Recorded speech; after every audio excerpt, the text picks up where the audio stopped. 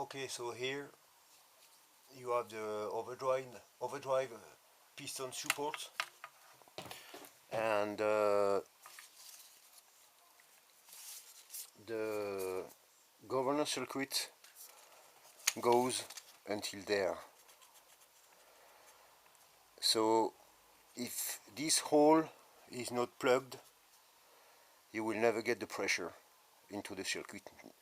And this is the reason why I had no upshift 1, 2, 2, 3, just because I had two holes here. This overdrive piston support is a used one. I put it when I made the rebuild, and I changed it because the previous one was completely worn. So in fact you have here, maybe you can see, let's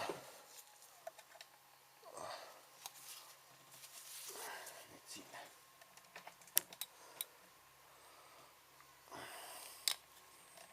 Not easy. Right there.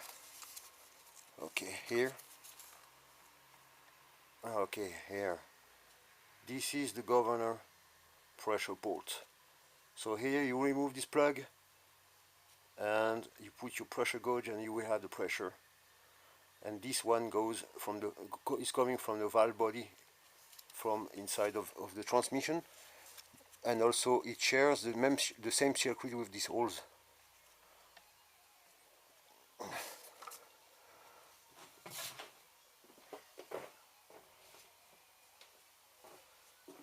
So here, look, this is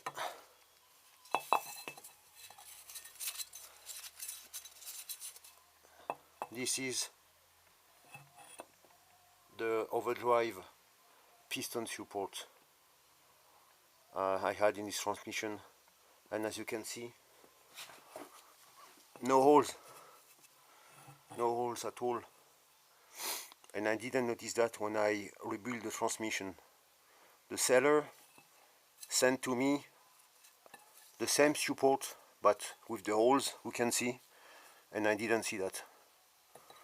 It took me many weeks to find out why I had no pressure in the circuit, and this is the reason. So this one with no holes, part number is 5211 8179. I cannot read, maybe.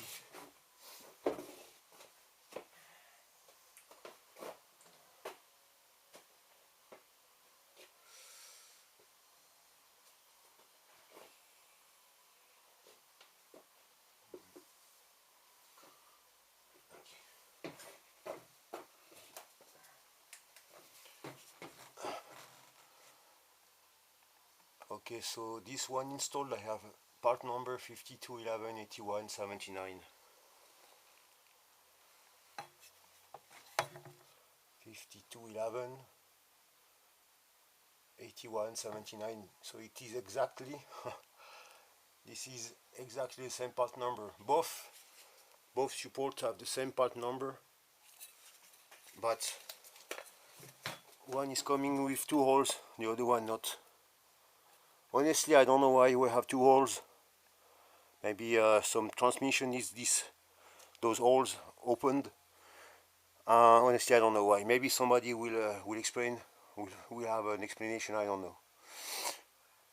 Now I have to plug these holes, or I have to replace the overdrive piston support by this one. Well, this one is warm anyway, but I will have to put another one. But to put another one, you can see here you have a groove.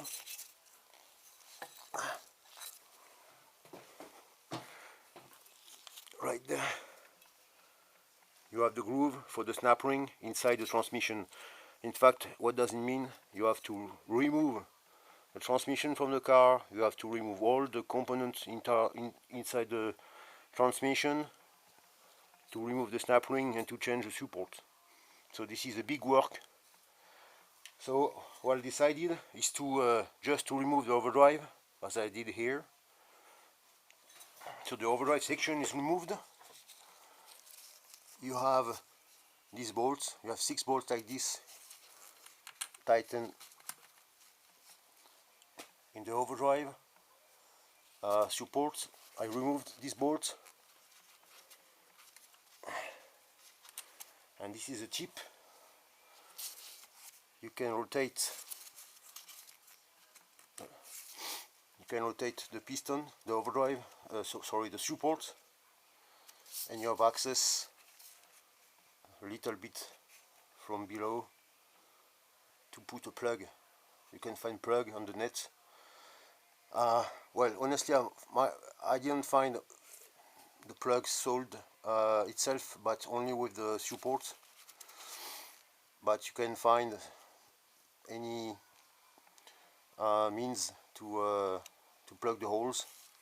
You have an access here, small access, but you have access at least, and this allow you to not removing the complete transmission to plug these holes. So this is what I will do right now, to plug these 2 holes. Okay, so this is the result. So I put screws from one side with gommet inside and thread lock.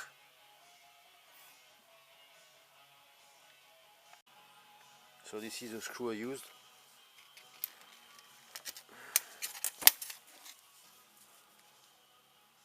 With grommet inside.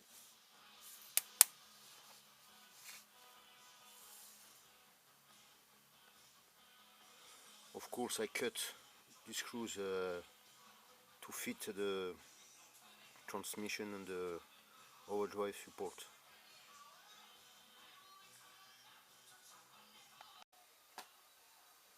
Okay, so here we are underneath the car, the Jeep, and this square hole is going to the government port outside of the train, and it was communicating also with the overdrive section behind, while it should not. That's why I had the issue. I had not this upshift. So if you make a test with air pressure right there, you should not have any leak going in the overdrive section, but this hole should go only to the governor port, and that's it. So you can test like this.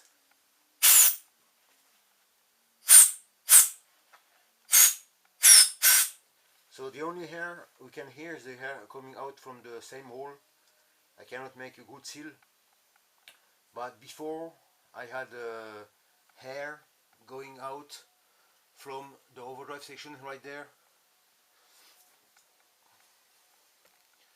There you are inside the overdrive section, and also I made a smoke test by ejecting smoke right there, and I had smoke going out from there, also there, if I remember well.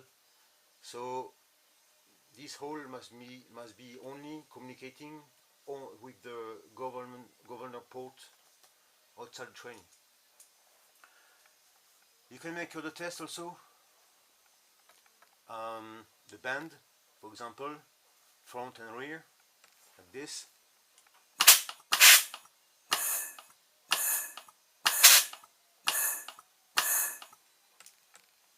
Rear band also.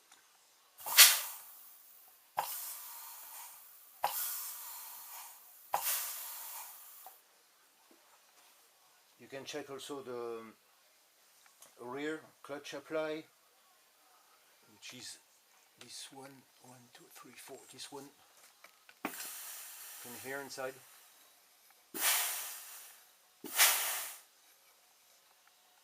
And number 5, which is the front clutch apply. You can hear the clutch moving And well, that's all the test you can make. So for me, I will just install back the valve body, put the oil, and I will test the car. I should be okay now.